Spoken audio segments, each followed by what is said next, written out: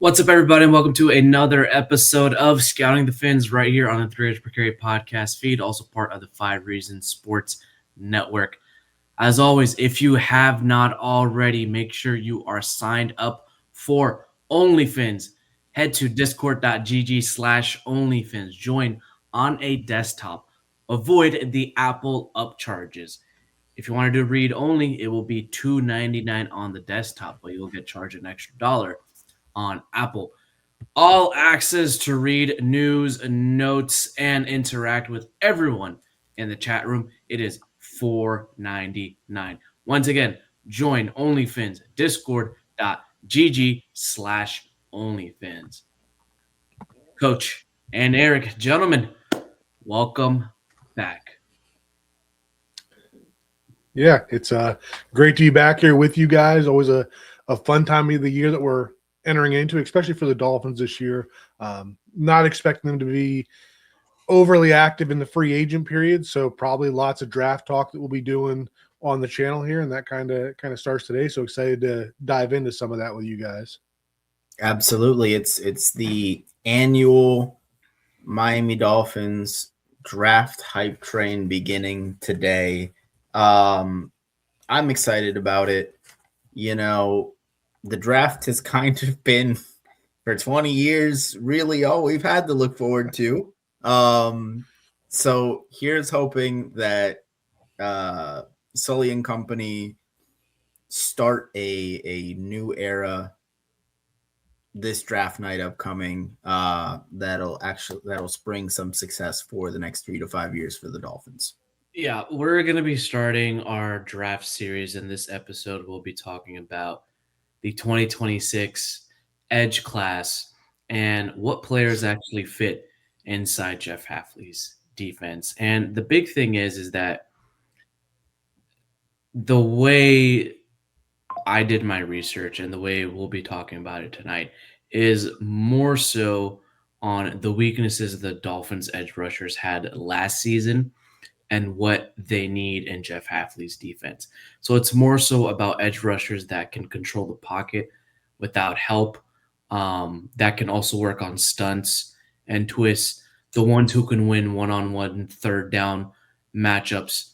Uh, these are going to be edge rushers that can replace, that chaos with more so control, that can actually win on those true pass sets, uh, on those first, second, and third downs when passing without exposing the coverage underneath on the back end and actually trying to get to the quarterback at a much faster basis. And the big thing, guys, is these edge rushers that we'll be talking about. The main thing we have to look for is that these edge rushers, however good they are, they have to dictate the protection instead of reacting to what is shown to them. Yeah, I mean, anytime that we're talking about edge defenders, right, where they're going to make their money is their ability to get after the quarterback. And all of the elite defenses in the NFL have got those guys that can win those one-on-one pass rush scenarios, right? We talk about the true pass sets from an offensive line perspective, but that's where you got to find the guys that when they pin their ears back can win their one-on-one matchups, and like you said, to some can create chaos in the backfield. If you constantly have to manipulate the defense in order to get that, with your sim pressures or your stunts, your twists, all of that stuff, you always leave something open on the back end of that. So, some of the Dolphins have lacked for a while now, really, is a group of guys that can do that consistently. So when we talk about the edge defenders, that's always going to be a big part of the conversation. There will obviously be some other role type players in there as well that may not, rush the passer as well. But, when it comes to, we're talking about the Dolphins having 4 or 5 picks in the top 100 this year, right? You have got to be able to find guys that can get after the quarterback. You can't just come out of here with, edge guys that, set the edge against the run. It's got to be guys that can win one-on-one matchups. Yeah, and I mean, listen, you've got to be looking for players that are complete along the edge, um, particularly in a scheme where you know you're not two gapping, so it's going to be a lot more attack versus read and react along the defensive line, which I think plays into a lot of the players that they currently have, um, along the defensive line. But when it comes to rushing the passer, you've got to earn that right to get into those true pass sets, forcing offenses into third and long situations, um, where you can pin your ears back. And I think that that's where, prioritizing guys that, and I'm sure we're going to get into this, Jeff Halfley last year played primarily a traditional four-man front in Green Bay. And so having guys that are positionally versatile to where, maybe on first and second down, they are more of that kind of edge setting defensive end, but has the pass rush chops to move inside in a, kind of like a NASCAR package on those third downs. But I think what you're really looking for is, like you guys mentioned, the theme of controlling the line of scrimmage, and making sure that no matter what happens, whether it's being run at, you're containing that, and then in your pass rush sets, you're in control. You're not over pursuing the quarterback and breaking things down that way. You're very much containing the offense to do what you want it to do. Yeah. For this edge rush group and for what, John Eric Sullivan and Jeff Halfley look for, there's going to be archetypes that fit the bill and that don't fit the bill. And it's more so of the same philosophy that John Eric Sullivan brings from the Green Bay Packers and Brian Gutekunst. So where these players line up, in this 2026 draft class is just as important as what their skill set is and how they win. Because the thing with how Brian Gutekunst, John Eric Sullivan, and the Green Bay Packers organization drafted, it's based on baseline averages, athletic testing, and if they can fit the scheme. So we'll go ahead and talk about the baseline testing and basically what Jeff Halfley and John Eric Sullivan are looking at physically in terms of the edge rushers. So in terms of height, anyone that is in between 6'2.5" to 6'4", no less than 6'2.5", as that gets into a variety of issues in terms of height and arm length, and that especially kills the aspect of setting the edge and using that length to maneuver and power over offensive tackles.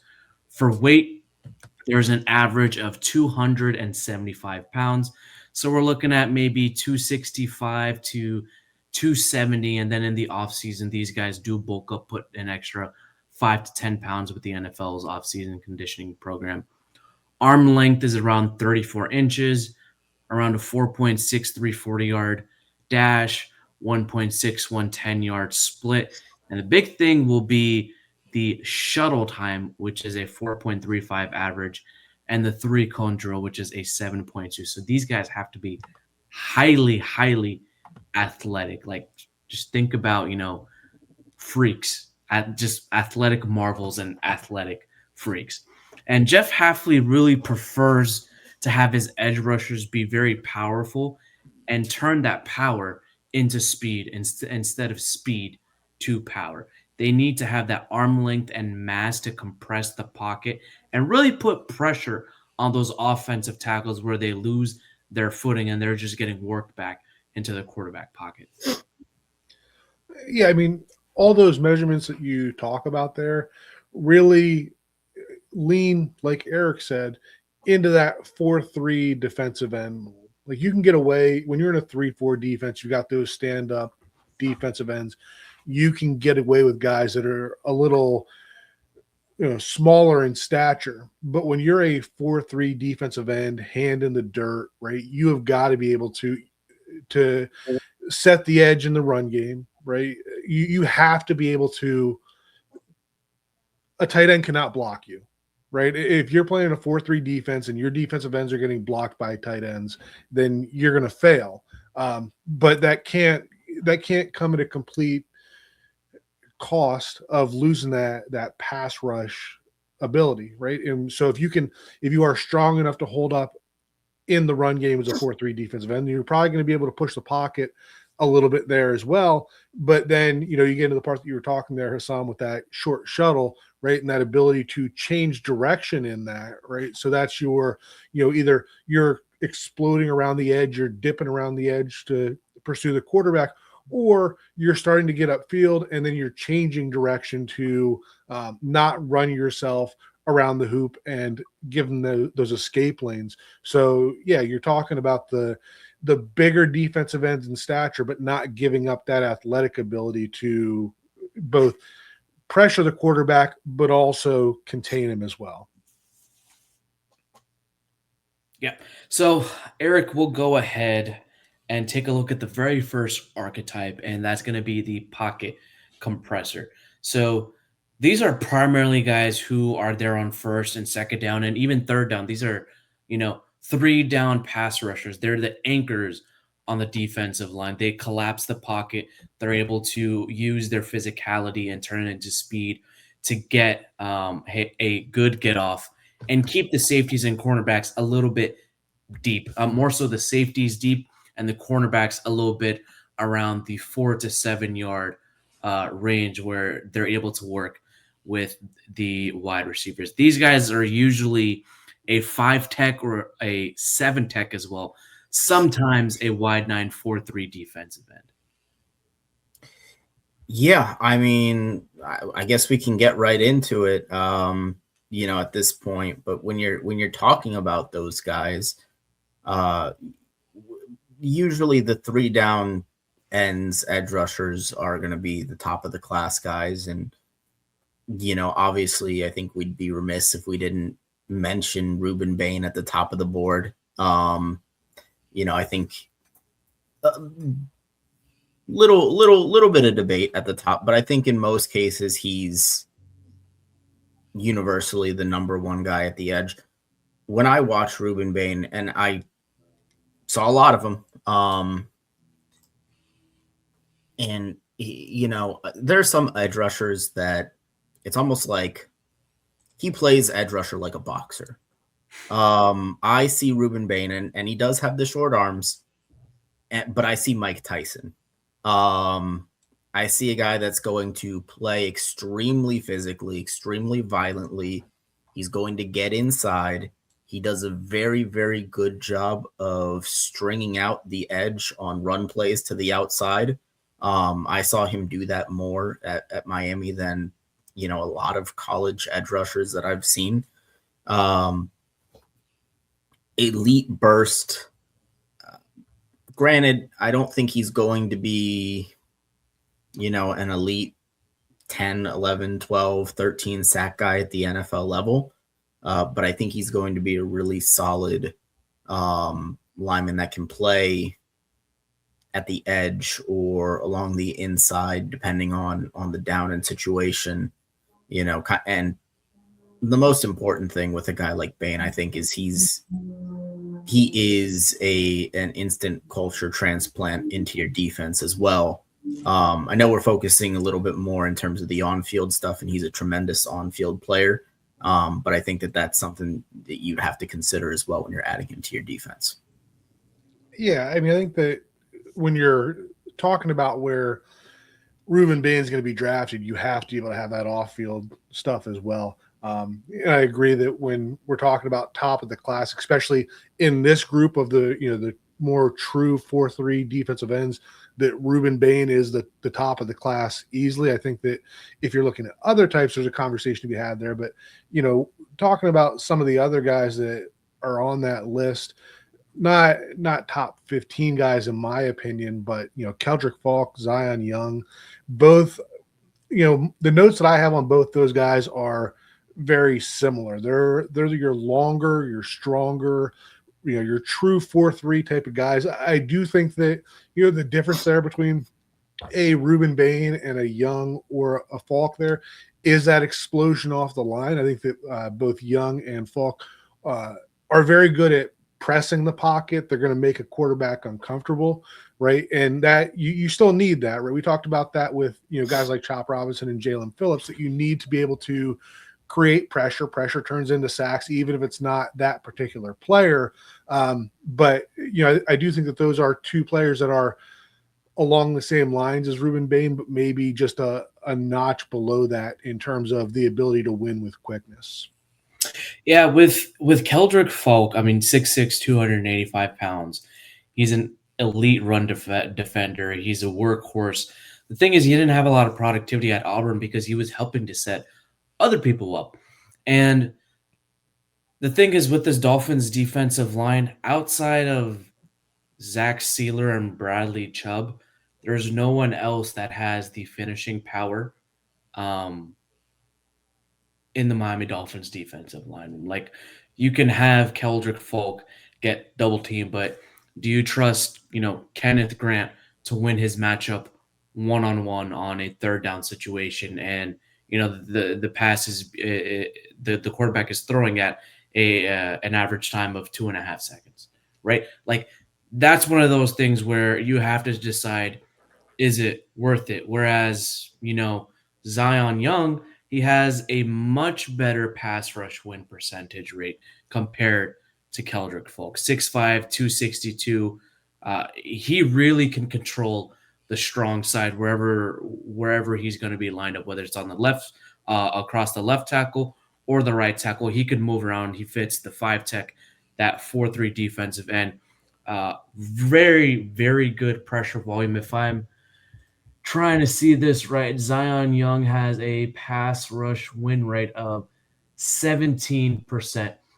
He had around, I want to say, 52 to 53 pressures last season at Missouri.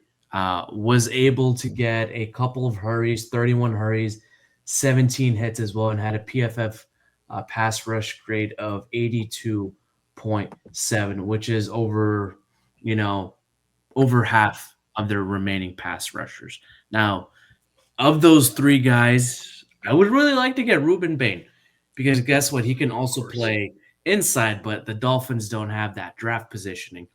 With Keldrick Falk and Zion Young, they do, but it's about, what does Jeff Hafley prefer? If he prefers someone to just hold the structure and let other people win, like a Kenneth Grant, Zach Sealer, Bradley Chubb, Jordan Brooks, the linebacker crew, or he's using the simblitzes to do it, that's more so of your guy at the 11th pick. If not, you could potentially get Zion Young if you trade back in the first round. Right now, Zion Young is getting, first round draft compensation, first round looks. Yeah, I look at. Go ahead. No, I was just going to add in there, and Hassan kind of touched on it there. Like, all three of these guys are guys that on passing down, you can kick them inside as a 3 technique, right? And also that when we talk about the talent that's already on the roster, right? Chop Robinson is a recent first-round pick, still have some hope for him. But when you're trying to build out a roster that complements each other, these are the type of defensive ends that you can put opposite Chop Robinson and then let Chop really do the things that he's good at, right? You put these guys on the tight end side, let them handle that in the run game, and let Chop play, more of a weak side defensive end where he doesn't have to take on those blocks as much. But now, go ahead, Eric. Yeah, Eric, I got a question for you. Mm-hmm. If those three guys aren't there at 11, or the Dolphins do trade back, there are also a little bit more, edge rushers that you can get, in the middle of the first round as well, or even early second round if they do trade back, out of the first round. Yeah, that there's definitely guys, even guys that kind of fit into that archetype, that we can talk about, whether it is, an LT Overton out of Alabama, who's another guy, 6'5", 280, really good run impact. He has that size, just touching on Keldrick Falk, and just one thing that I wanted to circle back on was watching Keldrick Falk and kind of seeing what he does in the run game. I keep getting reminded of when Green Bay was actually picking right around this spot in the draft, and they took Rashawn Gary out of Michigan. And I think Keldrick Falk actually comps pretty well to a guy like Gary, who was a guy that we saw in a half-league defense. But just getting back to some of the guys that the Dolphins could take a little bit later on, I think Overton is probably the most diverse of the remaining guys that you can talk about as your true 3-down lineman, because I do think that he's got he's more well-rounded than like an Anthony Lucas, who kind of gets played off the field in run situations, even though I think his size and pass rush skills are interesting. And even a guy like Tyreek Sapp a little bit lower down on the board, who, is more of your, when you need a run stop, he's going to be your guy. First, second down, you kind of take him off the field on third downs. But I think the other thing that we have to consider here is, Green Bay had a really strong overall room in terms of depth at the edge position. And I think that that's something that you're going to see out of this half-league defense, is you're going to have kind of a guy, you're going to have a tool for every situation in that room. So I think that getting, obviously you want your starters to be really high quality, but I do think it's going to kind of be a depth ensemble kind of approach at the end spots, rather than, just straight up, hey, these are our two guys and they're going to play 90% of the snaps. Yeah, I agree with that. And if you're taking a look at the same pocket compressors later on in the second, third, or maybe day 2, day 3 picks, you mentioned Anthony Lucas, 6'5", 285, really long arms as well, around 35 inches. He's got a really good bend, but he does have injury history. And, in Jeff Hafley and John Eric Sullivan's, opening press conference, they want guys that can stay healthy, that can contribute throughout the game. And one thing with their philosophy is they need guys who have played 2 consecutive seasons in a row, not missing any games. And Anthony Lucas does not necessarily fit that bill. And he would be more so of a role-specific contributor that you're talking about, Eric. And same thing with Tyreek Sapp out of Florida. 6'3", 272.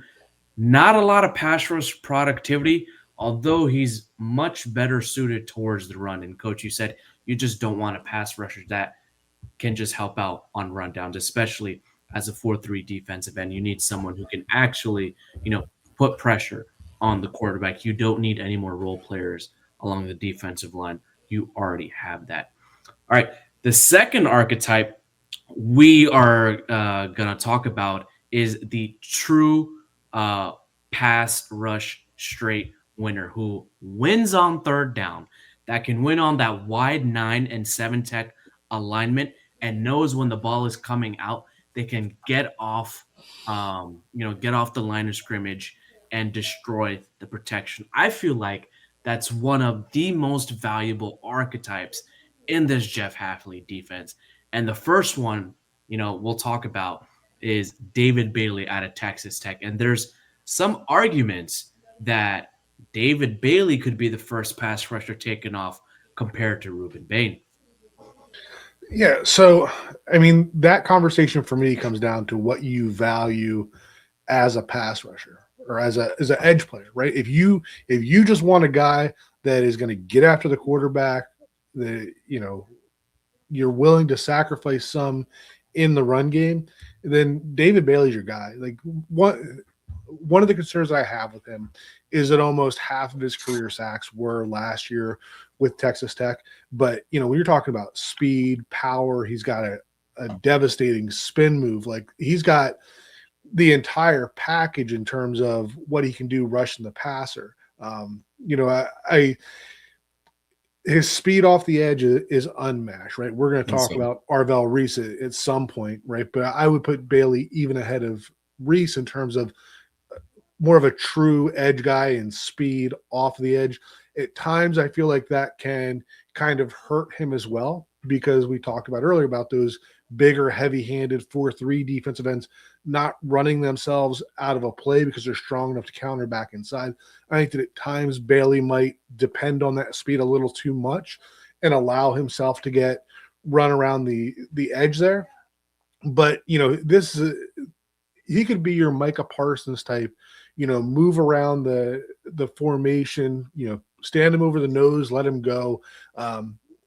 But there is a little bit of a boom or a bust there with him. Like he could very well be the top edge guy in this draft class by far, right? But he also could end up being kind of average if he doesn't continue to develop that, right? Because you can be an elite pass rusher in college, but that doesn't always carry over to the NFL. But yeah, he's a great prospect and probably the best pure pass rush prospect in this draft. 100%. I mean, when you look at a guy like Bailey, my concerns are kind of largely the same as yours. I worry a little bit, number one, about a little bit of redundancy between him and Chop Robinson as far as what they do defensively. But then secondarily, I mean, if I'm drafting a guy at 11 or anywhere in the top half of the first round as an edge rusher, I want to be fairly certain that I'm getting a guy that I can play all three downs and feel good about it. Bailey, again, I think he's the best pure pass rusher in the draft. The first step is just devastating off the edge, but I do have those concerns.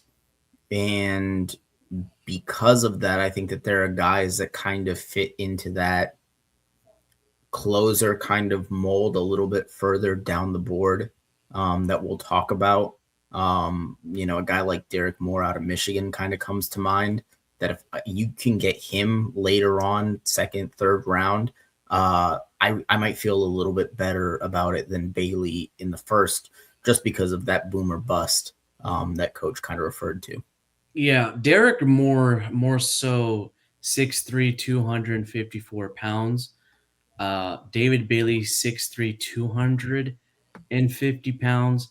Bailey is more so on the lighter side and has much less mass compared to Derek Moore. And when you take a look at their true pressure win percentage, they're almost the same, where David Bailey has a 38.6% win percentage and Derek Moore has a 36% win percentage. So metric and data wise, it's very similar, but these two players could be much more different. Where David Bailey, don't get me wrong, fantastic pass rusher. I just don't see him as the perfect fit in Jeff Hafley's defensive scheme. When we're talking about these players and scouting them, you need to realize what they look like in this scheme. Derek Moore fits the wide nine system. He can fit that 4-3 defensive end mold similar to what he was at Michigan. He's not that five tech kind of guy. He's more so of that high end pressure guy, getting after the quarterback, using that burst, using that motor to do it. But he's got only a couple of moves. He's got the hook move. He's got the spin move. He can rush with power, but he needs a counter as well. He needs other moves that can help him win interior on those stunts and twists. Yeah, he'll get that help from the interior defensive lineman, but if he can't develop any other counter moves against, stronger offensive guards or the centers, or if he's getting combo blocked into that second level, he needs to be able to defeat that. The other guy, Mason Thomas as well. Mason Thomas right now in a lot of mocks is going in the first round. Derek Moore is going towards the second round right now. So you have to take a look at the draft value. Mason Thomas, guys, he's 6'2", 249 pounds. That is deviating from the measurements of what John Eric Sullivan and Jeff Hafley are actually looking for. Yeah, I think that, touching on Bailey and Moore, but you talked about their measurements there, and they, like you said, they are very similar in size, but the makeup of their body, I guess, is a lot different, and they are very different players. When I look at R. Mason Thomas, he is a lot more like the David Bailey type body than what he is the Derek Moore type guy. And I think that he's a guy that you can use a lot of the same ways. I talked about Bailey being a guy that you can move around and rush from different positions. And that's the way I feel about R. Mason Thomas as well.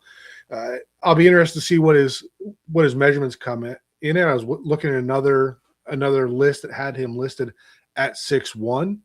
So if we're talking about 4-3 defensive ends that we want some length with, then there are questions with that.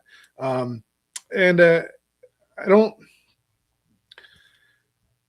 I have questions about R. Mason Thomas's motor, right? He doesn't always seem to be as active as some of the other guys that we see in this class. I don't think that he is all that great consistently in the run game. Like, he flashes, he can do it, but just don't see it consistently. So when we talk about, where we slot these guys in, you talked about R. Mason Thomas being drafted in the first round versus Derek Moore in the second round. For me, right, if I'm making that decision, I would feel a lot more better with the value of Derek Moore in the second round than R. Mason Thomas in the first round.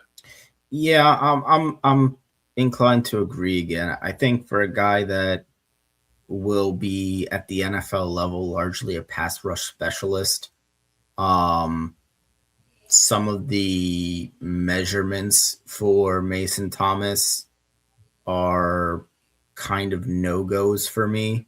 Because if you're going to just be a pass rush specialist, I kind of need the measurables to be really good. I need there to be something elite. And I know that Mason Thomas is a good technical pass rusher. He gets production, but he gets washed out in the run game a little bit. I don't particularly love that. And again, I just don't see the physical tools if he's just going to be kind of a pass rush specialist to warrant being a first or second round guy at his size. Yeah, there's a couple of other guys you can find in day 2 and day 3 as well who are primarily pass rush specialists, such as Joshua Josephs out of Tennessee, almost 35% true pressure win percentage, can line up in the wide 9. He can sometimes help out inside on those twists and stunts. Needs a little bit more body mass to effectively help out in the run game. Romello Height is an interesting one because he's got a phenomenal pass rush win rate where he's almost up there with Ruben Bain Jr., almost 22% pass rush win rate. He's got 42 hurries. PFF had him at a 92.6 pass rush grade, 11 hits as well, and had 9 sacks last season. But once again, 6'3", 234 pounds, does not have that mass, does not have that ability to effectively manage the run game and go up against those blocks. He'll be more so of a sub-package guy. A couple of other guys, Malachi Lawrence from UCF, he had a great Shrine Bowl performance. 6'4", 250, 35-inch arms. Coach, what were your thoughts on him when you watched him? Well, first, going back to Romello Height there quick, this is a player that I like a lot, but as that sub-package type player, I think that you kind of sum that up well there. And Height is an older prospect. He spent 2 years at Auburn, 2 years at USC, He's a year at Georgia Tech. 25, right? Yep. Yeah, and then last year was his lone season at Texas Tech. He had 10 sacks last year, and then his previous high was 4. So, like, when I was watching the tape, I'm questioning myself, why did it take so long for him to kind of explode in terms of sacks? And when you think about it, playing opposite of David Bailey is going to have a huge impact on that. But that kind of plays into what I feel like the strengths are in Height's game. And that is, he is a high effort type of guy. Like, the motor is always running for him.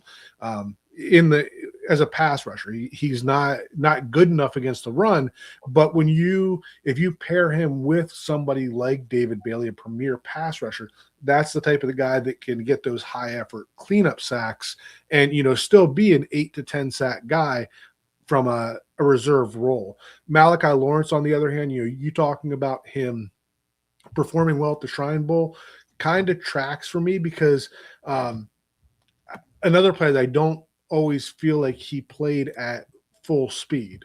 I think that he shows that ability to bend around the edge. He shows that ability to win with power. Played all over the place, right? Stand up, hand in dirt, a little bit of a three technique as well. And one of the notes I have, the raw skills flash for him, but they don't always show up. So I think that's going to be, a key for a team's comfort level in him. So when that's the type of player that I expect to go to a Shrine Bowl and to show up, right? Because he knows the spotlight is on him.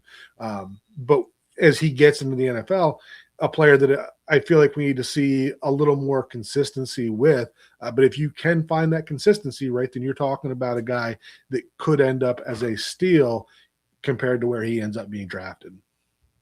Yeah, I think he's the prime middle rounds, going for the highest possible ceiling kind of player.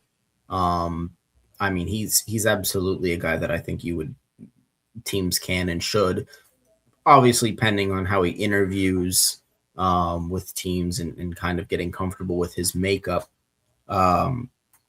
He's the poster child for the type of player that I think you're looking for in the middle rounds, as far as, who can we get that has the tools that we can really mold into an impact player down the line here. I think he's got all of it. Yeah, and the last one in this archetype is actually a national champion with Indiana, Mikhail Kamara, 6'1", 265. He's more so of a leverage guy. He has his size limitations for sure. But I don't know if a 6'1" pass rusher can get it done with his hands in the dirt. I primarily see him as a special teams guy, starting off if he was drafted under Jeff Hafley's Miami Dolphins. Feels more so like a designated type of pass rusher, not so much of a starter or an impact guy just yet. All right, before we get to our last archetype, we will head to break. Financial resolutions are great, but let's be real. Budgets don't reset on January 1st. Between post-holiday credit card bills and getting back to your regular routine, cash is tight. That's why there's Upside. The free Upside app gives you cash back on gas, groceries, and dining. The three things draining your wallet right now.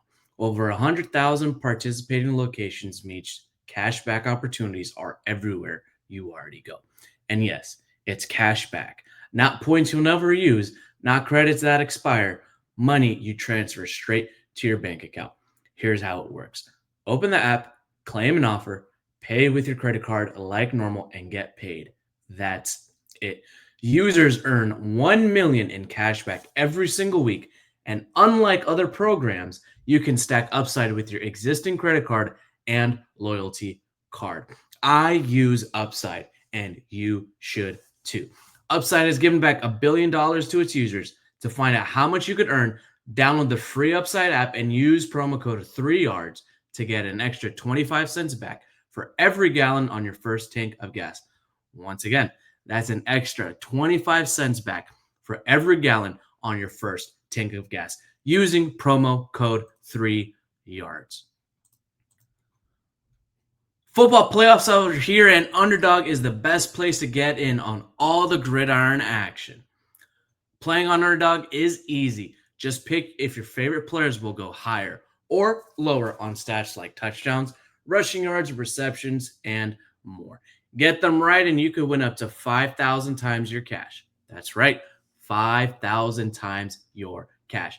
This week on Underdog, I'm looking at the matchup between the Seattle Seahawks and the New England Patriots and selecting, take a guess, guys, Travion Henderson for higher than 45 rushing yards. Once again, Travion Henderson for higher than 45 rushing yards. So, what are you waiting for?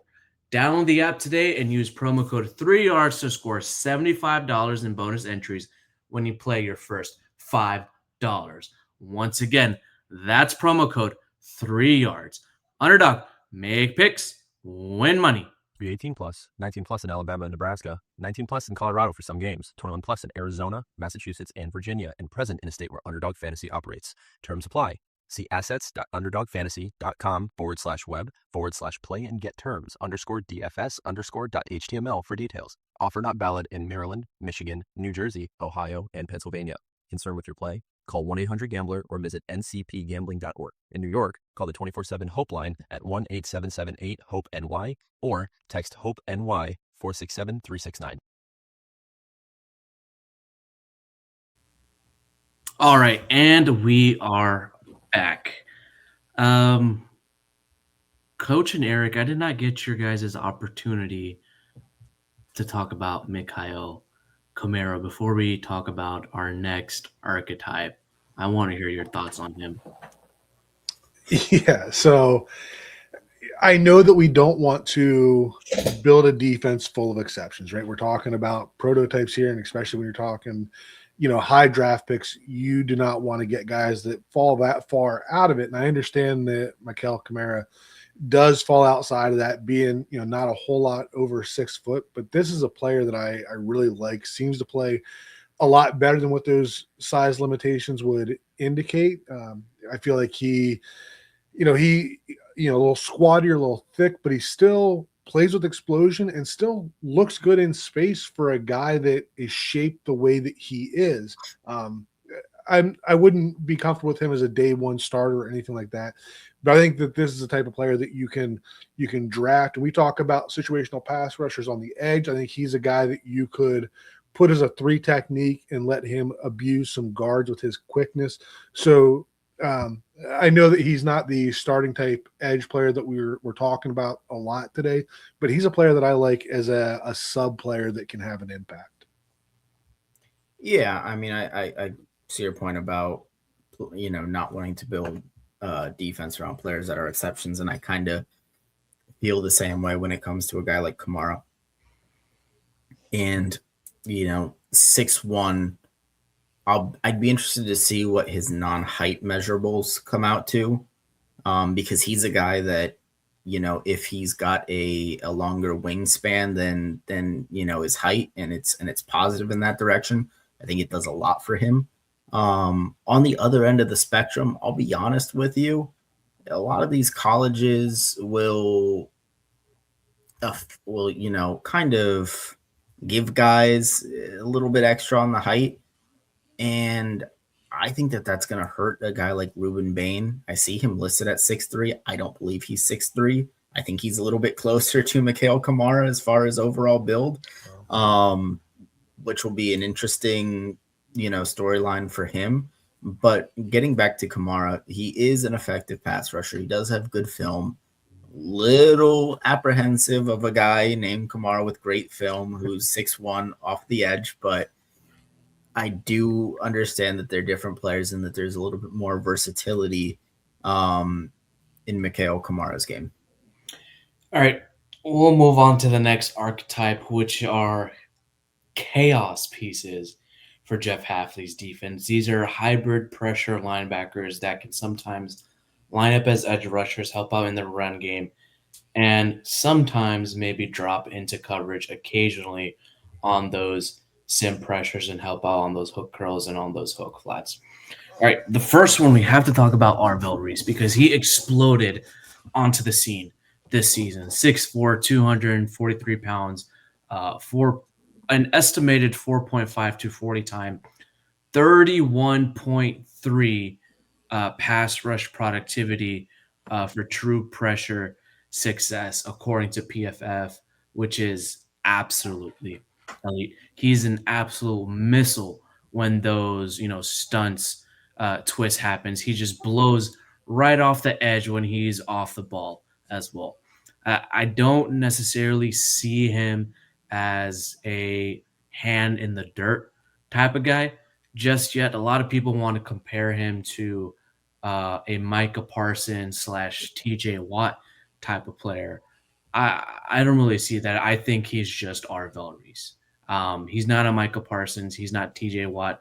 Arvell Reese is Arvell Reese. He is a heat-seeking missile, but I don't see him as a traditional 4-3 type of defensive end where I see him as a best fit on those pass rush opportunities as a wide nine type of guy on those sim pressures and a guy that can potentially let Jordan Brooks cook in coverage, and he's actually one of those guys trying to get after the quarterback. I think he's more so of a Quay Walker type of guy in that Green Bay defense where he is an ideal hybrid that can also, help out in coverage, tackle those running backs 1 to 2 yards off the line of scrimmage, and is one of those guys who's a rotational pass rusher, but has a better efficiency that can help out, those defensive lines where you have an odd front. You have a guy like Kenneth Grant, Zach Sealer, and Jordan Phillips as your 3 down defensive lineman. You have Bradley Chubb on one side. You have Chop Robinson on the other, where you have 5 guys lined up. And then you bring in a guy like Arvell Reese. You're like, okay, who is actually coming here?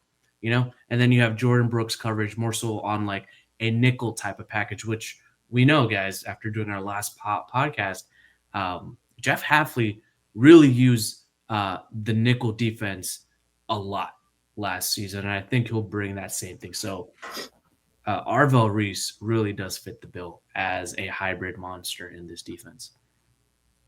I think you're going to see him listed multiple places when you look at different draft boards. Some are going to have him listed as an off-ball linebacker. Some are going to have him listed as an edge. I classified him as an edge because snap-wise, I think that he played a little more edge at Ohio State than he did off-ball, but neither group is wrong. He is a special player. I don't think the Dolphins have any shot at touching him. But this is a player that you could play him strictly as an edge player, and I think he's going to be a Pro Bowl player. You could play him as a off-ball linebacker, and I think he's going to be a Pro Bowl player, right? But nobody's going to do that. He's going to be moved around. He's going to be a menace wherever he goes. And no, he's not your traditional 4-3 hand in the dirt defensive end, but we talked early in this show about defensive ends that cannot be blocked by tight ends, and Arvell Reese just routinely embarrasses tight ends that try to block him. And I know we're talking edges here, but as a linebacker, right, it's not common to find college linebackers that are willing to fill and take on blocks effectively, and that's what he does from an off-ball perspective. And then from the edge, he's got the speed, he's got the moves from the edge to be very effective there. And Hussam, you talked about him not being like a Parsons, and in my notes I kind of have that comparison as well. But in my notes, I feel like he is a better off-ball player than what Micah is, but that Micah is probably a little better as a hand in the dirt type guy. So not the same players, but players I think can be used very similarly. And we saw how Hafley was able to use Micah Parsons in Green Bay. Again, I don't think we're going to touch Arvell Reese, but he is a fabulous player. Yeah, I mean, I obviously Arvell Reese is, I think you can make a case for him being the best overall player in the draft, regardless of position. Absolute freak athlete, does everything well on the field, as you mentioned, from off-ball linebacker to edge rusher. He would be just like you mentioned, a phenomenal chess piece, a guy that, can play in your base defense in that off-ball spot, and then when it's time to go into your nickel package, he's a wide 9 end, or he's lined up over a guard and you don't know who's coming. There's just so much you can do with an Arvell Reese. Honestly, the entire Ohio State linebacker core I would draft if I could. But we'll get to that down the line when we talk about linebackers specifically. Arvell Reese, special player, but like you said, I mean, at 11, there's no shot unless somebody's got a gas mask with Arvell Reese, like they did with Larry Tunsil. Yeah, the next guy we have on our list is actually a linebacker from Texas, Trey Moore. A little bit more of your traditional hybrid kind of guy, 6'3", 249. He could be more so like your weak side linebacker. Um, if you guys remember Baron Browning from previous drafts, people didn't know what he was going to be, whether if he was going to be, a guy who had his hand in the dirt or an off-ball linebacker. But he's had a decent to solid start his first 4 years with the Denver Broncos. Not necessarily eye-popping on film, doesn't have eye-popping stats, but more so of a sim pressure type of chess piece for that Denver Broncos defense. And Trey Moore could be similar in that sense, where he's used as a designated pass rusher on second and third downs. He's your rotational guy in the off-ball linebacker type of core. And when I try to compare this to the Packers linebacker core, it reminds me a little bit of Isaiah McDuffie, where he also has the skill set to be in coverage on those hooks, on those flats, and carry some receivers around the 4 to 5 yards just right off the line of scrimmage. I don't necessarily see him as a guy that can play deep, although he used to play the box safety.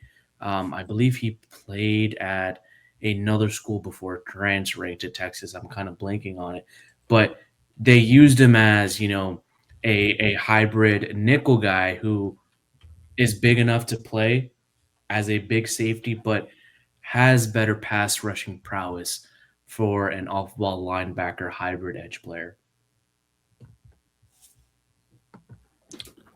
Yeah, so I'm going to kind of default to Eric here because Moore is a player that I did not really get a chance to watch, but I did look up that he did play at UTSA prior to going to Texas. Yeah, I mean, I'm gonna have to kind of echo those sentiments. Trey Moore. The one thing that I will see that I'm not particularly crazy about is the pass rush win rate of 11.6%. Yeah. But yeah, I just haven't seen a lot of the player actually playing at this point. I will say, though, in terms of run defense, he's decent to good. It's not like the same skill set of him rushing the passer as well. He is a senior transferred from UTSA, but he's one of those guys that you could take a look in the third and fourth round and you're like, okay, maybe, or one of Miami's last third round picks, the ones that are in the 80s and 90s, where you could say, okay, a little bit of pass rush help and some coverage as well. Another guy, Cassius Howell, reminds me more so of Edgerrin Cooper, where he plays that hybrid role as well into coverage, 6'2", 248. If you remember Edgerrin Cooper, he was also 6'2", also came from Texas A&M, but his run defense is more so of a concern. Yeah, so Cassius Howell was an interesting tape to watch for me because I felt like he had surprising power for his size, right? That Have you seen his spin move? 240. Yeah. But I mean, he's explosive off the ball. A spin move, like you talk about, like there is stuff to work with there, but it feels to me like a lot of times he's kind of playing like a man without a plan, like almost a frantic type of style. And a lot of times when you see that with a younger player, you feel like there's something there that you can work with, right? There's a lack of discipline at times in the way that Howell plays. So, based on physical talent, like he's got, in my opinion, he's got top 10 type physical talent, but hasn't been able to put that together, right? And as a fifth-year senior, you have to start to question, right? Is that the player, or is that the scheme and the coaching? At some point, you have to really question whether is he just who he is, and this is going to be a guy that comes in and can flash a few plays here and there, but could also make you vulnerable at times with the way that he plays. So he's going to be a very interesting one to watch, the way that he tests and the way that the teams see him, because like I said, physically I feel like there is top 10 talent in there, but there's not top 10 tape. Yeah, I mean, with how, like you mentioned, I think the tools are phenomenal, but I do watch Cassius Howe, and I look at him particularly against players that I know are going to be NFL players on the other side along the offensive line. And when he was matched up against better tackles, they were able to kind of neutralize him. He was a guy that kind of ate against lesser competition this past year at Texas A&M. Not to say that that's an indication that he can't be really good, but when you're a player and you don't have that pass rush plan, a lot of the more technically sound, bigger, stronger offensive linemen, guys that you're gonna see at that next level, they kind of know what to do with that. Yeah, it's going to be interesting to see because he's being mocked within the first round. And coach, as you said, if Austin Clark and Jeff Halfley and I forget who's the linebackers coach for the Dolphins right now. I know he just got hired and I'm blanking on the name. But if they can put a plan together, if they are drafting Cassius Howell, and if they can turn him similarly into Edgerrin Cooper and, have him be that guy that, you know, that can feast off the support staff of the Dolphins, like the interior defensive lineman, maybe a guy like Bradley Chubb and Chopper Robinson, or if they do draft a different player later, the potential could be there. All right, there are a lot of guys on this list that don't necessarily fit the Jeff Halfley defense, like Iowa's Max Llewellyn, Ben Bell, Ole Miss's Prince Wilman Milan. Another guy from Clemson who is getting potential first and second round buzz is TJ Parker. Does not necessarily fit the mold of a Jeff Halfley defensive end. Mateo Wangalele from Oregon. And I'm curious to see if they would be interested in Penn State's Danny Dennis Sutton. I feel like he has the physical tools for it. I just don't know about the scheme fit in Miami. All right. That's it for us here at Scouting the Fins. Stick with us. We will continue our draft series as well as we head into the draft and free agency. As always, stick with us here also on the Three Yards Per Carry podcast feed, part of the 5 Reasons Sports Network. As always, go Fins.